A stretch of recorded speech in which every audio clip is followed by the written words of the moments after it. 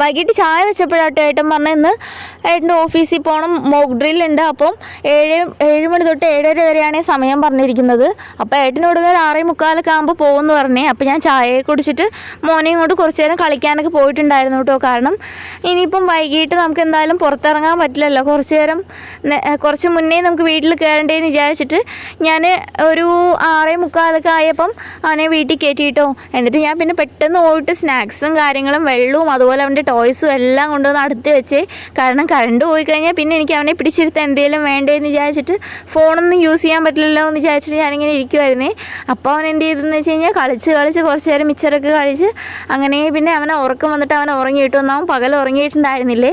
അപ്പോൾ ചെറുതായിട്ട് അവനൊരു ക്ഷീണമൊക്കെ ഉണ്ടായിരുന്നു. ഒന്നാമത് ജലദോഷവും പനിയൊക്കെ ഉള്ളതുകൊണ്ട് ചെറിയൊരു ക്ഷീണമൊക്കെ ഉണ്ടായിരുന്നു കേട്ടോ. പിന്നെ അവൻ പെട്ടെന്നായിരുന്നേ കിടന്നുറങ്ങിയത്. അപ്പം ഞാൻ എന്ത് ചെയ്തെന്ന് വെച്ച് കഴിഞ്ഞാൽ ആ മിച്ചർ ഇരുന്ന് കഴിച്ച് കറണ്ട് പോകുന്നതിന് മുമ്പ് മിച്ചർ തീറ്റ കഴിഞ്ഞു കേട്ടോ. പിന്നെ ഞാൻ കുറച്ച് അവലൊക്കെ എടുത്ത് വെച്ചിട്ടുണ്ടായിരുന്നേ. അവലൊക്കെ അടുത്തുള്ളതുകൊണ്ട് രക്ഷപ്പെട്ടു. അപ്പോൾ മിച്ചറൊക്കെ കഴിച്ച് കഴിഞ്ഞ് അവൻ ഉറങ്ങിക്കഴിഞ്ഞാൽ കറണ്ട് പോയിട്ടുണ്ടായിരുന്നു കേട്ടോ. കറണ്ട് വന്നപ്പോൾ പിന്നെ ഞാൻ അവനെ എണീത്താൻ പോയിട്ട് പാടില്ലേ.